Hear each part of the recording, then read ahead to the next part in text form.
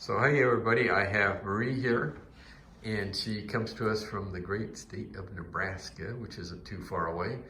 And she came here with hopes of reversing her restless legs. And I'm gonna let her tell her story. And she's had this for a while, and has a nursing background, right? Yes. So, but I'm gonna let you take over because she just had surgery last week.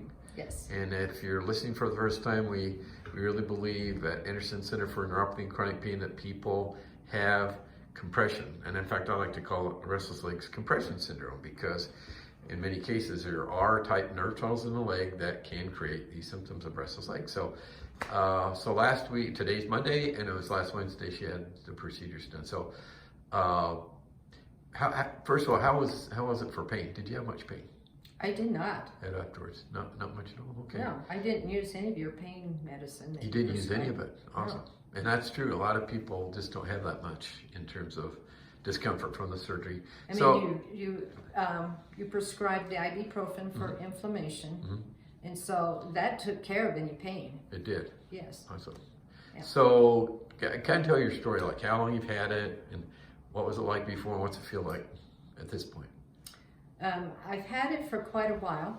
I have not slept through the night for I don't know how long. Okay. I always have to get up and walk around, or I've been on medication that helped. Ropinirole? Ropinirole. Oh, yeah. And so I'd get up in the middle of the night and take some of that and sometimes walk around for a little bit. Or Okay. kick my husband for a while. Kick your husband for a while. Yeah, he's in the room here. Hopefully he's gonna sleep better now. So, I mean, what would be a normal night? Like how many hours sleep? So a normal night would be I'd head to bed about 8:30, read for a little while, and hopefully be able to fall asleep.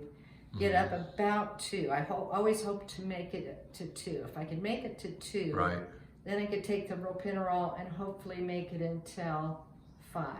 Wow, okay. But a lot of times I wouldn't make it to 5. It'd be 4:30, and I'd be awake and restless. It's only been 5 days, so I mean, kind of give us a sense of what it's like now with the medication and such. Okay, so the first night I didn't sleep real well because I took the ibuprofen on an empty stomach, and so my stomach was a little queasy, but I couldn't identify what it was. Finally, it clicked with me what was going on, got up and got something to eat, and then I was able to sleep.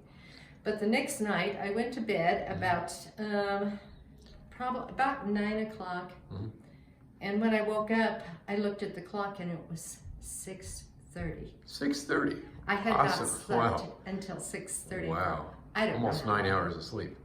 Yes. Fantastic. So I was very pleased. Yes. Okay. So it's kind of been like that since. Yeah. And have you cut back on the Ropinirole? I have been able to cut back on the Ropinirole. Okay. You know, I had the left leg done, so my right leg last night had a little bit of restlessness, but not nearly as much. So I don't know if it's sitting with my leg up. Right. The hardest part for me is you're supposed to sit with your leg up for 45 minutes of every hour, and that for 3. Yeah, that's my little rule for 3 days. That's been hard for you. That's been hard. Okay.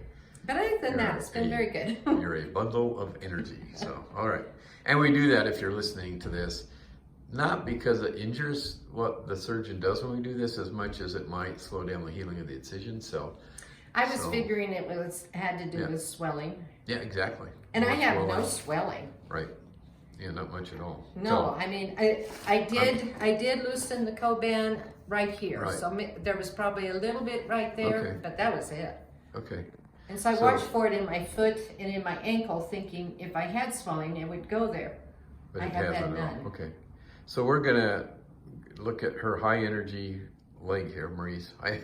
She's high energy, so is the leg, or it used to be. So I'm going to show you this, folks. She has one dressing that remains because these other ones are a little loose. This is a dressing that just got an absorbable pad and then it's held on. But up here we had to remove and we're going to replace here and over here. So this is an area that we access, an area to the back of the calf called the soleal sling. That nerve tunnel, and then this is for what's called the common perineal nerve over here, and then down here this is called the superficial perineal nerve tunnel. So these are all the tunnels that we did the procedures on, and that's it. Notice I have my initials on here. I had to initial my leg. Oh yes, that's what that is. It's not a tattoo. Well, anyway, we appreciate it, and thank you for sharing this with people that are watching on YouTube. And this is how we kind of expand this information, teach people. We love to teach about this, and I really appreciate you taking the time to share your experience here. You're going to give me a discount for this. Yeah, we will. Well, you're hired here now, I guess. So, anyway, thank you, and appreciate it. And if you haven't subscribed, please consider doing that. Thank you again. Bye.